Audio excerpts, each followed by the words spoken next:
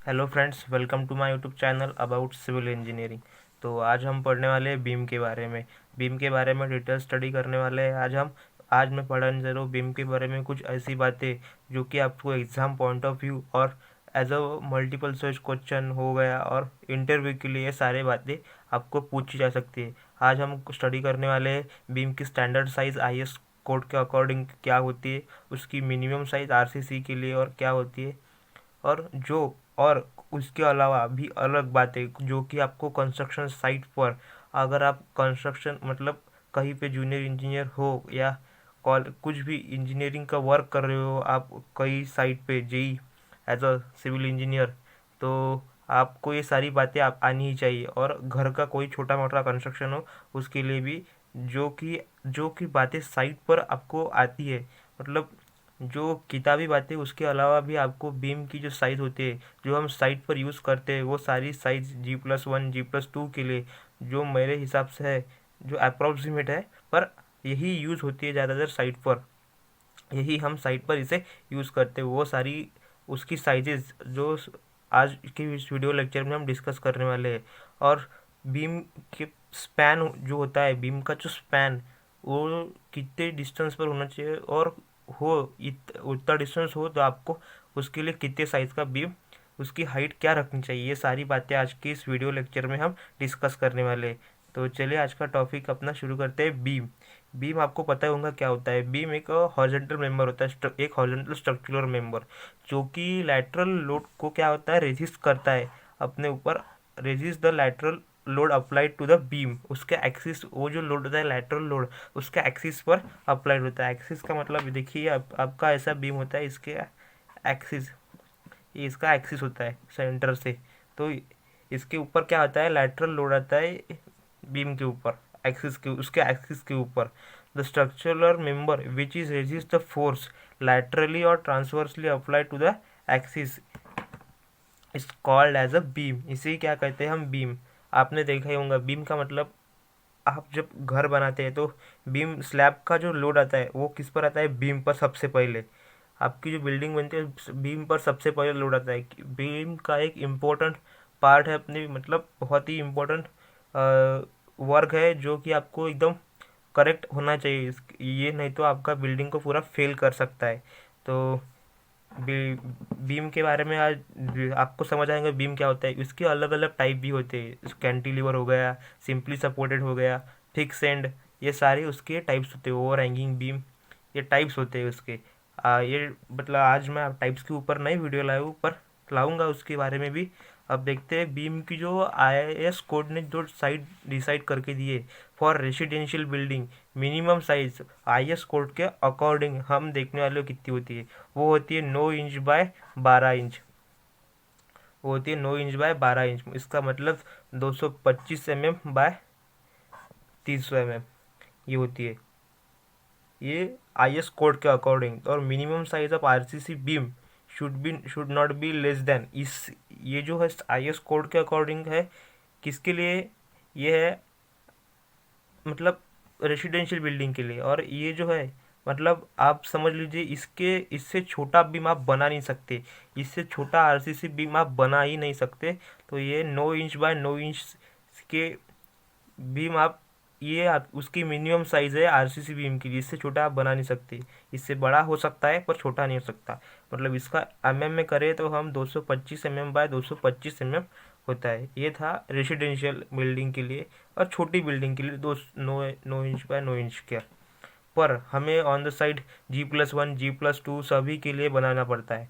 तो अगर उसके लिए जो है वो मैं लाया हुआ, उसके लिए देखिए आप आपको ऑन साइड ये सारी बात, ये जो मैंने लाए हैं ये जो आप सब अप्रोक्सीमेट है, पर यही आप ज़्यादातर साइड, मतलब हर जगह यही स्टैंडर्ड डायमेंशन यूज होते हैं।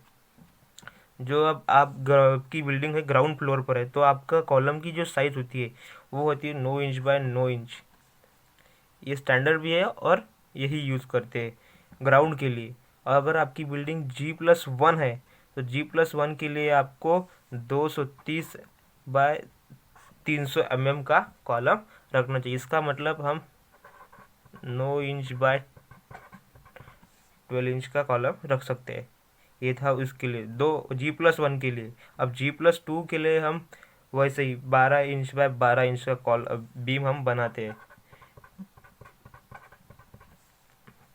G+3 के लिए भी सेम 12 इंच बाय 12 इंच।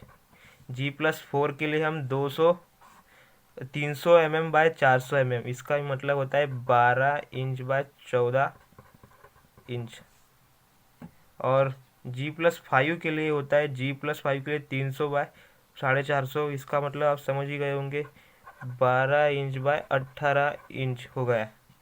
और G+6 के लिए हो गया 14 इंच बाय 18 इंच।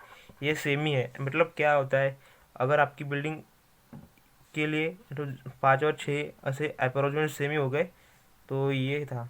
G+7 के लिए था 14 फीट बाय 18 फीट, G+7 के लिए भी सेम है। और G+8 के लिए है, G+8 के लिए हम यूज़ करते हैं 18 इंच। इसके लिए बड़ा होगा क्योंकि ये क्या होता है, फ्लोर पर हम आगे आगे बढ़ते जाते हैं तो इसकी साइज भी कॉलम बीम की बढ़ जाती है। इसीलिए ऐसे सेम 10 तक होते हैं। मतलब देखिए, G+9 है तो 18 इंच बाय 21 इंच। और G+10 है तो इसके लिए है 21 इंच बाय 21 इंच। यहाँ पे कॉलम की साइज़ आपकी बढ़ जाएंगी। ये थे मेरे हिसाब से अप्रोक्सीमेट पर यही है। अब सभी साइट पर यही इस डायमेंशन, स्टैंडर्ड डायमेंशन यूज़ करते हैं हम लोग।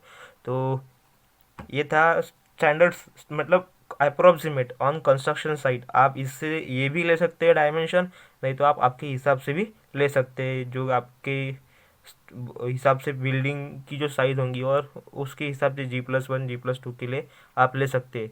ये मेरे हिसाब से था। अगर और देखिए, और मैं एक पॉइंट बताना जो एग्ज़ाम पॉइंट ऑफ व्यू से बहुत ही इम्पोर्टेंट है। देखिए, अगर आपकी बिल्डिंग जो है 3 स्टोरी आपकी बिल्डिंग है और उससे कम भी, तो उस बिल्डिंग में जो बीम का जो स्पैन होता है वो अगर 19 इंच, मतलब ये जो बिल्डिंग ये स्पैन है, ये कितना है, 19 फीट या 20 फीट, 19 फीट या 20 फीट के ऊपर हो, तो ये जो उसके जो बीम की जो हाइट होती है, ये जो हाइट होती है ये आपको रखनी चाहिए। ये सारे अप्रोक्सीमेट है। मतलब ये 300 mm तो आपको रखनी चाहिए उस बीम की जो हाइट होती है। ये क्या है, हाइट।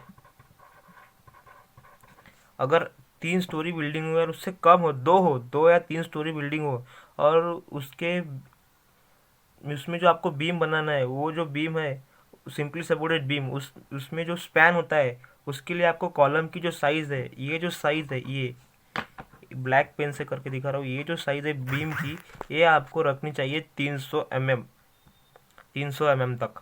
अगर आपकी बिल्डिंग 6 या 4 स्टोरी के ऊपर हो, 5 स्टोरी के ऊपर, 4 ऐसे 5-6 स्टोरी आपके फ्लोर हो, 5-6 फ्लोर, मतलब 5 या 6 मंजिला इमारत हो, 5, 6, 8, तो उस हिसाब, मतलब 5 या 6, इस हिसाब से आप देखिए। अगर उसका जो अगर स्पैन आपका 6000 mm से, मतलब 19 फीट या 20 फीट हो, तो आपको उस बीम की जो हाइट होती है, ये जो हाइट होती है, ये हाइट आपको रखनी चाहिए 400 mm। ये मेरे अप्रोक्सीमेट है। मैंने ऑन साइड ये सारी बातें मतलब ध्यान में रखकर निकाली है। इसके लिए आप अलग कैलकुलेशन है, पर ये जो सारी बातें कैलकुलेशन से होकर ही आती है, पर ये इम्पोर्टेंट है। ये आपको ऑन द साइड बहुत ही यूज़फुल रहेंगी। तो आज का ये वीडियो में ये बहुत ही इम्पोर्टेंट पॉइंट था। अगर आपको वीडियो अच्छी लगी होंगी तो इस वीडियो को लाइक कर दीजिए और अपने दोस्तों के साथ शेयर कर दीजिए। और ये जो आप इसकी स्क्रीनशॉट निकाल सकते हैं, नहीं तो मैं अपने Instagram ID about civil engineer पर इसे अपलोड कर दूंगा, आप वहाँ से भी इसे देख सकते हैं। Thank you for watching and subscribe the YouTube channel and good bye.